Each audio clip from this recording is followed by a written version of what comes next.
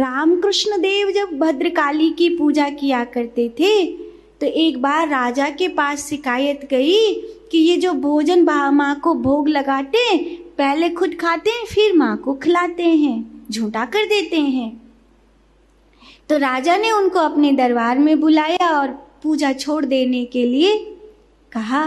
तो रामकृष्ण देव ने कहा कि मैं छोड़ दूंगा पूजा। रामकृष्ण देव ने पूजा छोड़ दी तो वहाँ पर तो सब अनर्थ होने लगा, किसी का कुछ नुकसान होने लगा, खुद राजा के घर में उपद्रव हो गया। तो आखिरकार राजा ने रामकृष्ण देव को बुलाया कि ये सब क्या है। तो बोली मेरी माँ भूखी बैठी है। तो उपद्रव तो होगा ही होगा। तो राजा ने सत्यता बताई, पर मैंने सुना है कि आप तो झूठा करके भोग लगाते हैं। तो ये भी कौन सा भोग हुआ? अब तो जो पुजारी है वो बहुत अच्छे से पवित्रता से भोग लगा रहा है। तो रामकृष्ण देव ने कहा हो सकता है कि वो अच्छे से भोग लगा रहे होंगे और मेरे भोग लगाने में कमी होगी, लेकिन मेरे भोग लगाने में कमी है या नहीं इसका निर्णय आप कैसे कर सकते हैं? इसका निर्णय तो वो करेगा जिसको भोग लगाया जा रहा है। इसका निर्णय तो माँ करेगी। आप कैसे निर्णय करेंगे कि मेरी पूजा सही है या गलत है? मैं जिसकी पूजा कर रहा हूँ उससे पूछो कि मेरी पूजा सही है या गलत है।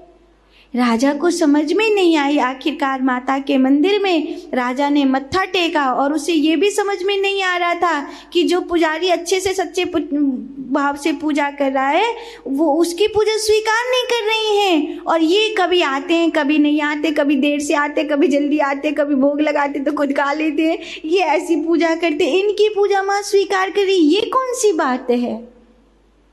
तो रामकृष्ण देव ने कहा जब मेरी माँ मुझे भोजन कराती थी तो पहले खुद चख के देखती थी कि नमक वगैरह सब ठीक है या नहीं, तब मुझे खिलाती थी।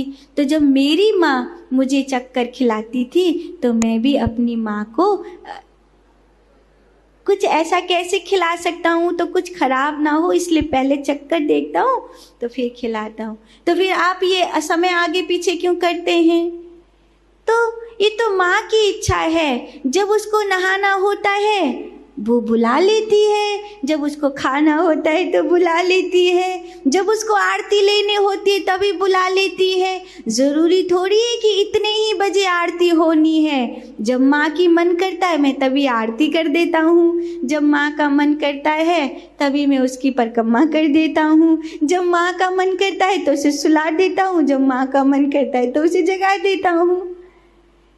ये जो पूजा है ये एक जुड़ाव की पूजा है और भद्रकाली की पूजा वही कर सकता है जो उनसे जुड़ जाए, और कोई भद्रकाली की पूजा नहीं कर सकता। इसलिए काली के जो उपासक होते हैं वो बहुत अलग व्यक्ति होते हैं। आप काली के उपासक में एक अलग सी बात देखेंगे जो अन्य पुजारियों में आपको शायद नहीं मिले।